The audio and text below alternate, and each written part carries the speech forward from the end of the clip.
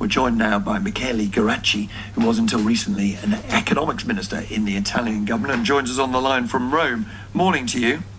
Good morning, sir. The government in Rome have seemed rather confused about school closures, for example. 1 minute suggesting they won't be closed and then suddenly announcing they would be. It's not been easy, has it, for the government in Rome? Indeed, it has not been easy, and the reaction, I understand, may have been perceived as being erratic, swinging from extreme cautious to extreme danger. And this closure of school, like you mentioned, with a sequence of decisions, first to close, then not sure, then deciding to close it yesterday, has highlighted a little bit the difficult situation which they find themselves. I have very simply, personally, told them for many weeks to very simply copy and paste what China has done, and of course adapt it to our economic, social, political system, see what we can do, because China is now almost going back to normality. And we are now chasing measures, closing the schools, suspending football matches without really tackling the core issue. Well, what would you do that the Chinese have been doing? And I know you're something of an expert in China, you've studied it for many years. How would you do it, given the Chinese in the end can send the people's army around to every subway station in every town, something that is not available to any democracy? Well, we do not, we always cross a fine line between the freedom of individuals and where that freedom puts in danger the society as a whole. We do make decisions like this in our democracies every day.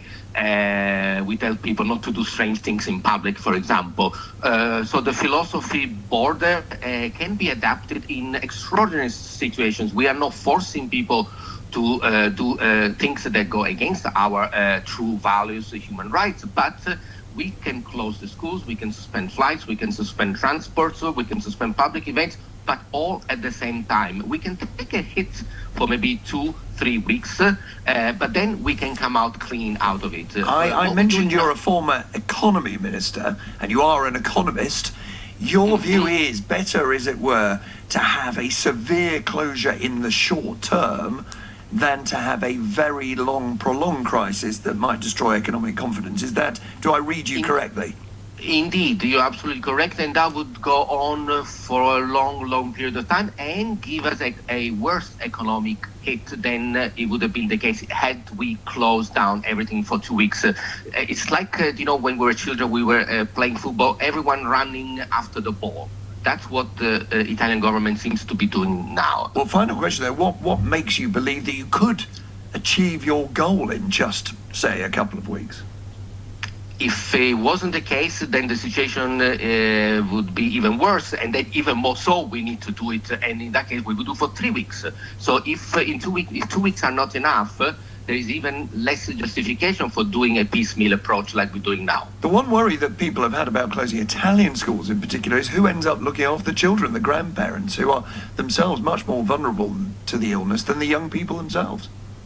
That's why this morning we should expect some relief packages for parents that, of course, need to take days off. They cannot go to work because they need to look after the children. Again, it's just an example. Closing the school only, it does not work, because you need to at the same time think of what to do with the parents.